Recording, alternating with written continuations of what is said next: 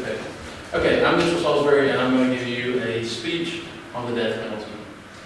So, to get this in everyone's mind, think about 7 people that have been killed, and one of those people are one of your friends. Okay, that person lost their life because someone let a person out of prison that had already killed someone. They went on a rampage and killed 7 more people. If that person had been put to death and jailed, then we wouldn't have to deal with it now. By the end of my speech, I hope to persuade you to support the death penalty. In my presentation, I will be covering background information on the death penalty and the changes it has taken throughout time, and the reasons for which the death penalty should still exist, and reasoning for more strict laws enforcing the death penalty.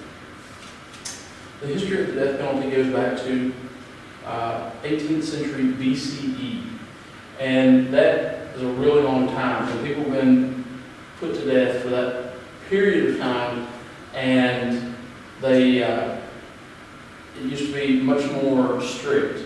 Okay, people could have been put to death for practicing magic, anything like that, theft. It didn't have to be murder. So over time, it has become more lenient, and I think that's good. But now we may be too lenient with it. In 1972, the death penalty was stopped because of a case in Georgia. It was Furman versus Georgia, and it went to the Supreme Court.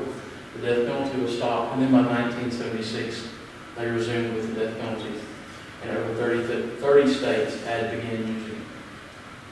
Reasons I think that we need to keep the death penalty are, number one, it deters crimes. If someone knows that they may be killed because of they killed someone else, I think it would stop them from committing the crime. It brings justice to the innocent and also the dead.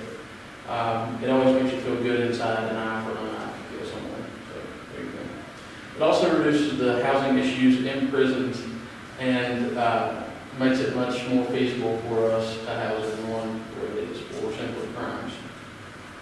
The way in which I think we need to strengthen the death penalty is by placing enforcement on it that not each state has their own decision and all of them are together.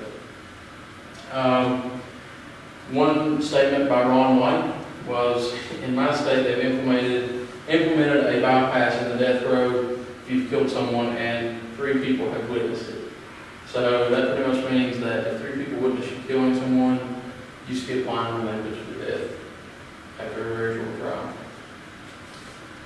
In conclusion, I have gone over the history of the death penalty and reasoning why we should keep the death penalty and new, stricter laws for the death penalty.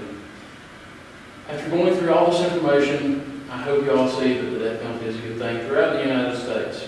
And let's think back to that friend that got killed. If that person that killed them had been put to death, then we wouldn't have to worry